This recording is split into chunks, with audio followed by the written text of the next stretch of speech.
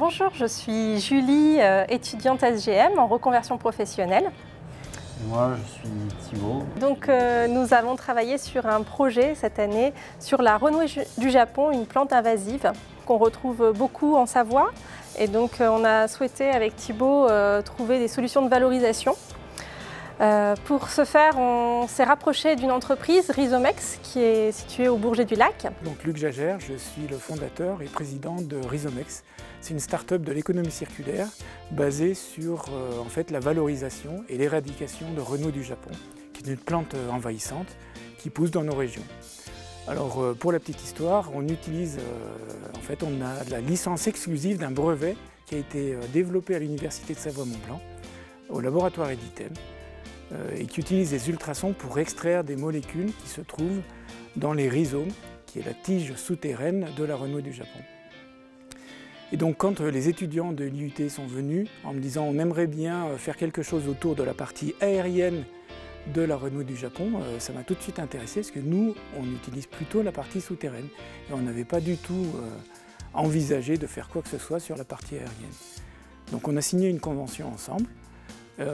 Et après, on leur a mis à disposition des cannes. Donc les étudiants ont fait des analyses qui nous a beaucoup intéressés vu nos compétences en chimie. Et puis après, ils ont trouvé des utilisations en tant que matériaux, ce qui pour nous était complètement inédit. On a eu envie d'essayer de trouver une solution de valorisation pour les cannes de renouée.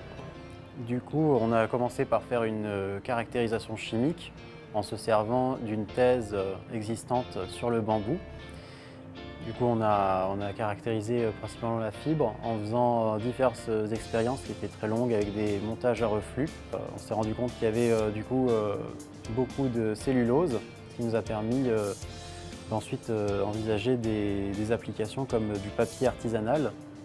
Ou encore de l'ébénisterie avec une réalisation d'une marqueterie sur un plateau en âme sandwich de renouée. Notre souhait, ça a été vraiment de travailler sur des applications type artisanales en rapport avec notre formation à l'ENAI. On a cherché aussi pour le côté artistique à finalement tourner autour de la forme du cercle qu'on retrouve au niveau du tronçon de renouée qui ressemble un petit peu au bambou, qui est creux.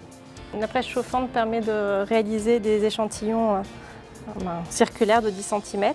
Donc on mettait nos échantillons à sécher sous presse et on obtenait comme du papier comme ceci. Voilà, ce qu'ont fait les étudiants là, c'est quand même très intéressant, ça va dans cette voie. Et éventuellement, il y a des gens que ça peut intéresser au niveau industriel.